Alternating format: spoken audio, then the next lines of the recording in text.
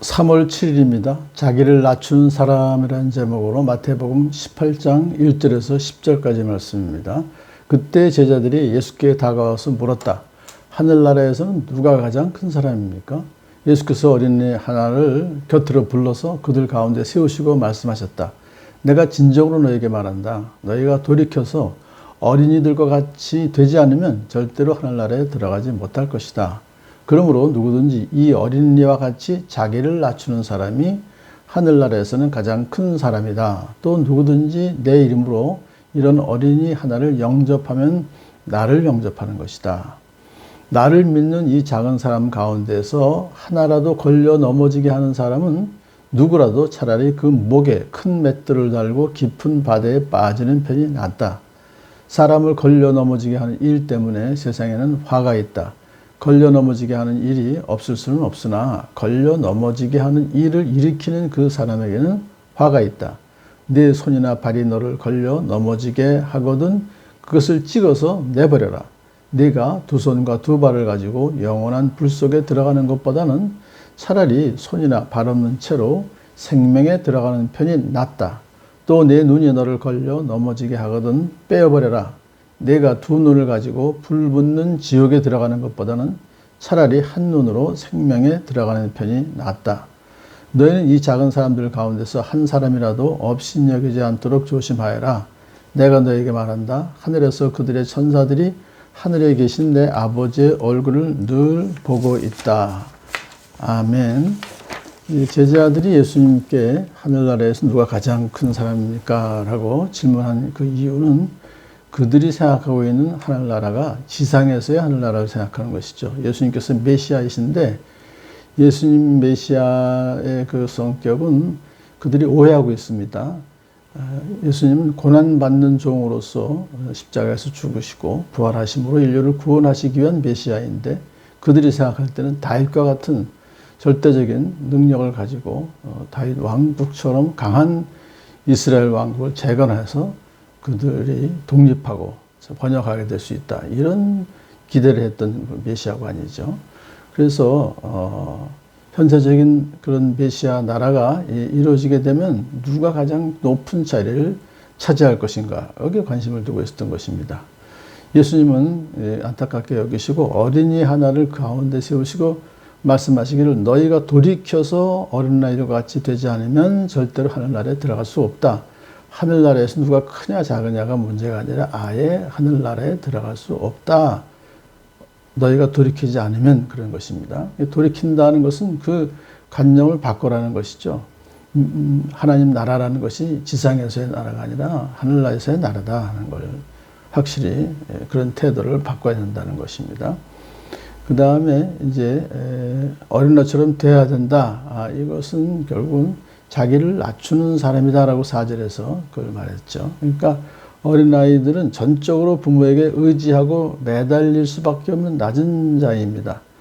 그래서 자기 자신으로부터는 아무것도 얻을 수 없다는 사실을 인정하고 오직 만유의 주님이신 하나님께만 매달리는 겸손하고 낮은 자세를 취하라 그런 뜻이죠.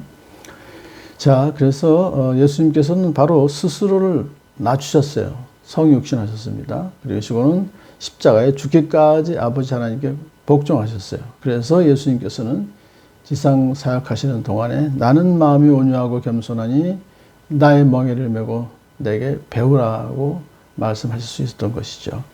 자, 예수님은 제자들에게 당신 자신처럼 겸손해질 때에 천국에서 큰 자가 될 수 있다. 천국에 들어갈 수 있다. 그런 뜻이죠.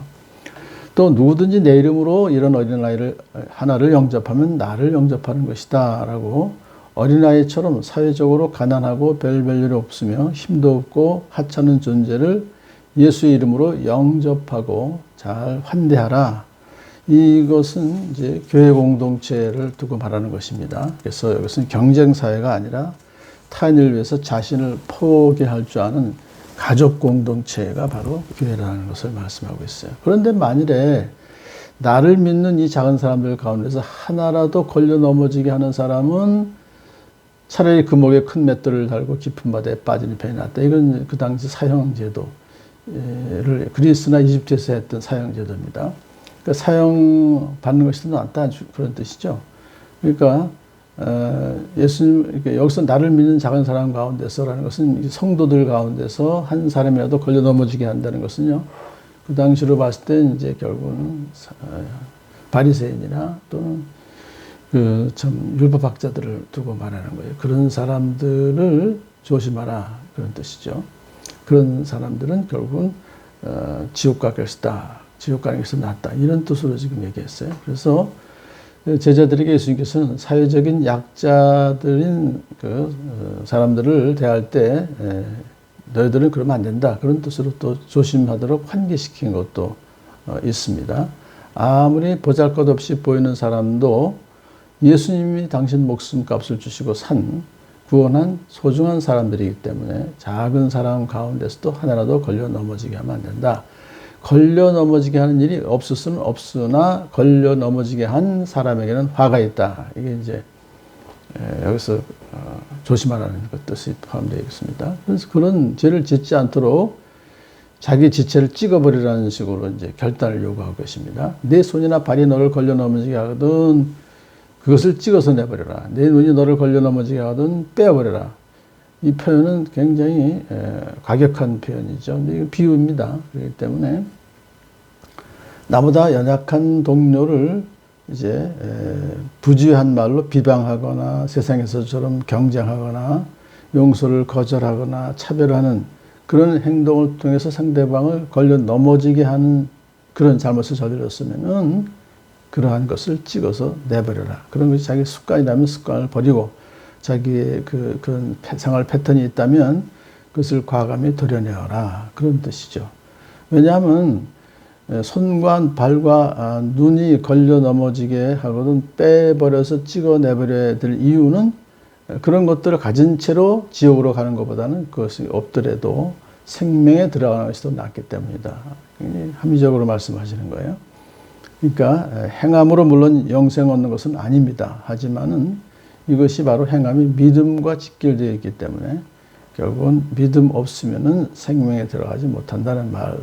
근데 그것이 믿음이 없으므로 그런 행동을 하는 것에 대해 강력하게 지금 경고하고 계신 것이죠. 그래서 죄에 대해서 철저하게 무자비하게 그것을 죄를 대할 수 있는 그런 것을 여기서 말씀하고 있습니다.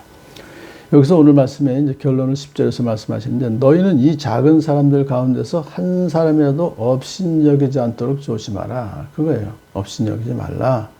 하늘에서 그들의 천사들이 하늘에 계신 내 아버지의 얼굴을 늘 보고 있다. 이건 어떤 뜻이냐면요. 수호 천사가 있다라고 그러죠. 그래서 이 천사들은 어떤 역할을 하냐니까 구원받은 자들에게 봉사하도록 보냄을 받았어요. 그러니까 하나님께서는 또 천사들을 부리셔서 우리 성도들을 또 지키시고 철저하게 보호하고 계시구나 하는 걸 생각하면서 이 작은 사람들도 마찬가지로 믿는 작은 사람들입니다. 믿는 사람들 가운데서 한 사람도 업신여기지 않도록 조심하는 또한 삶을 살아가는 저와 여러분들을 축복합니다.